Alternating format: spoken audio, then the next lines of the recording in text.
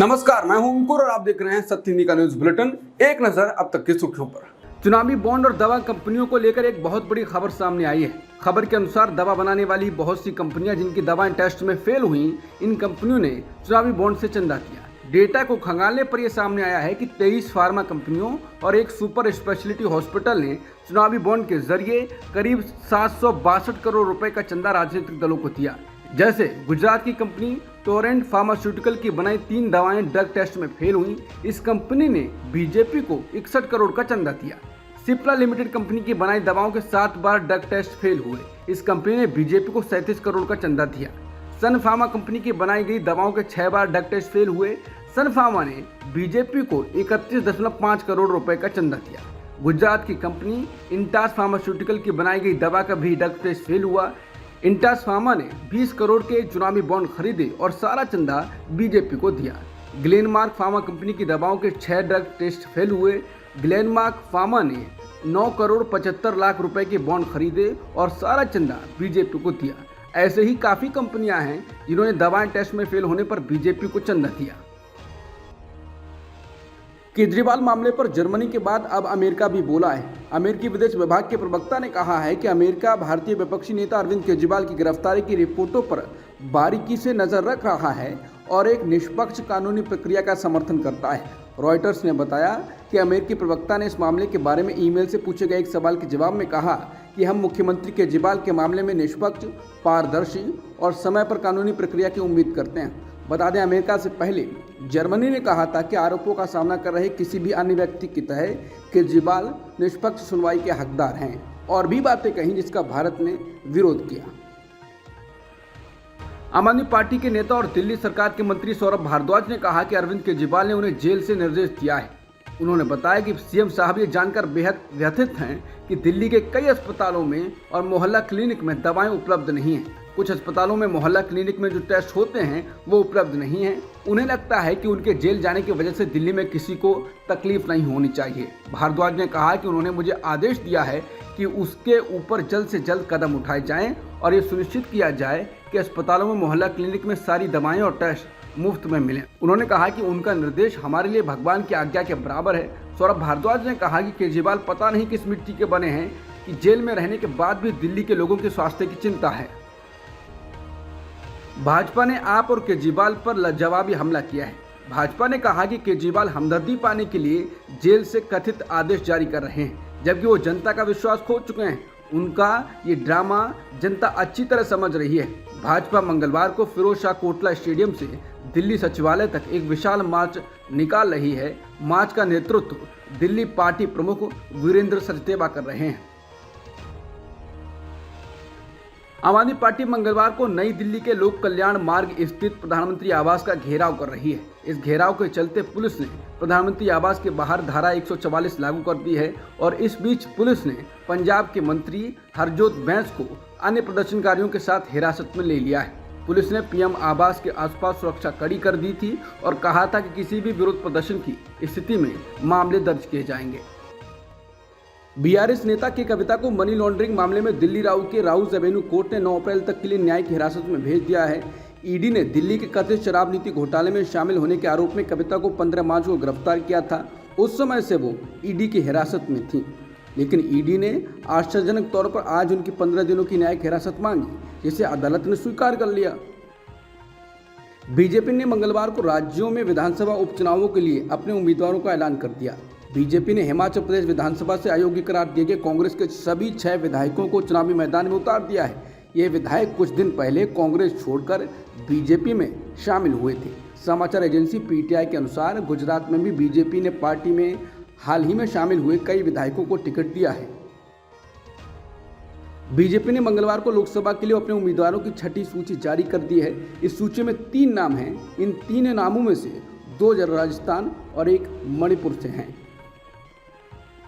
भाजपा नेता दिलीप घोष ने ममता बनर्जी पर विवादास्पद बयान दिया है, जिसमें उन्होंने कहा कि ममता बनर्जी खुद को कभी गोवा की बेटी बताती हैं, कभी त्रिपुरा की बेटी बताती हैं। ममता बनर्जी ये बताएं कि उनके असली पिता कौन है।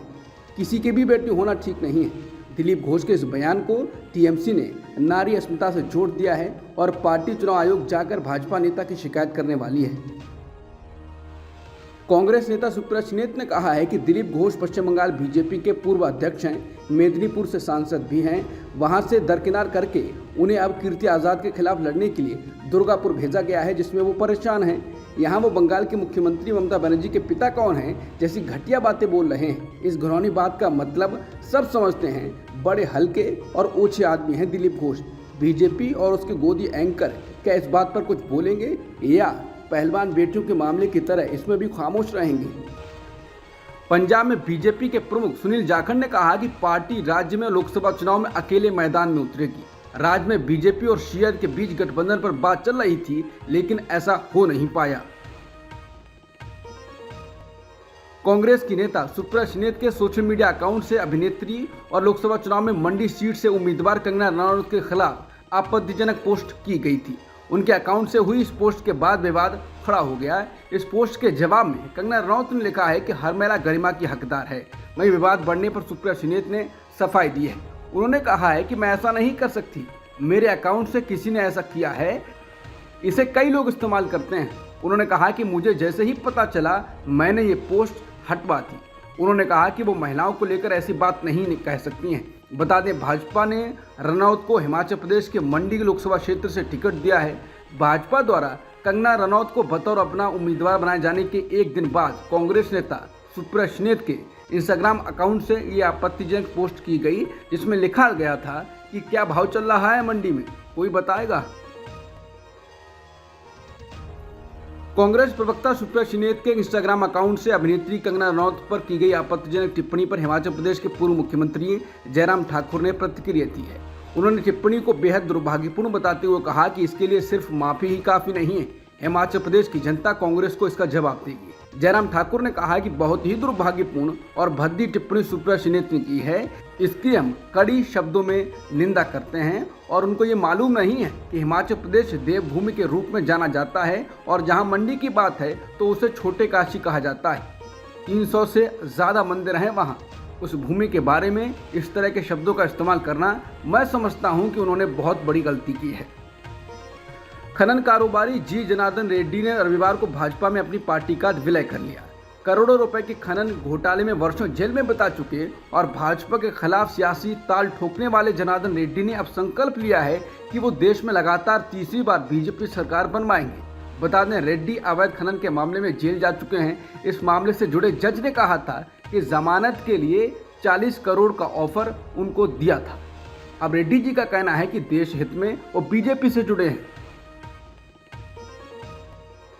इजरायल हमास में 5.5 महीने से जारी जंग के बीच पहली बार गजा में युद्ध विराम के लिए संयुक्त राष्ट्र सुरक्षा परिषद में प्रस्ताव पारित हुआ। रमजान के महीने में हुई इस बैठक के दौरान 15 में से 14 सदस्यों ने प्रस्ताव के पक्ष में मतदान किया, जबकि अमेरिका ने वोटिंग से दूरी बना ली। लेकिन अमेरिका का ये कदम इजरायल को नागवार गुजरा। प्रतिक्रिया में इजरायल ने अपने प्रतिनिधि मंडल की अमेरिका की प्रस्तावित यात्रा को रद्द कर दिया। इजरायल की नाराजगी के कारण इस प्रस्ताव पर हुए मतदान में अमेरिका का वीटो न लगाना रहा। लेकिन हालिया घटनाक्रम ने यह सवाल जरूर खड़ा कर दिया है कि क्या हमेशा दोस्ती निभाते दिखने वाले अमेरिका और इजरायल के बीच सब कुछ ठीक चल रहा है?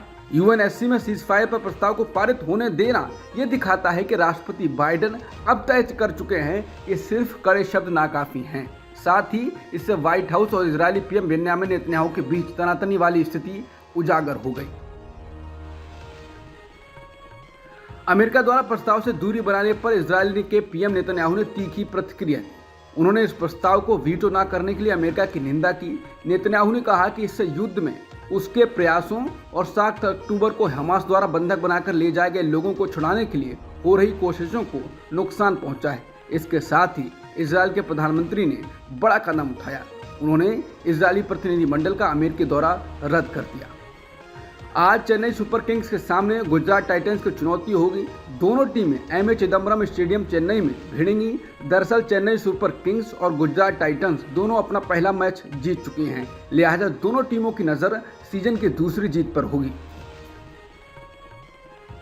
पाकिस्तान के तेज गेंदबाज मोहम्मद आमिर ने पाकिस्तान क्रिकेट बोर्ड से बातचीत के बाद आईसीसी T20 वर्ल्ड कप के लिए एक बार फिर मैदान में वापसी के लिए तैयार है।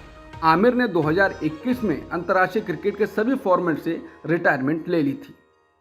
अब तक की सुर्खियों में इतना ही। बाकी खबरों के लिए बने रहिए सत्यहिंदी.com के साथ।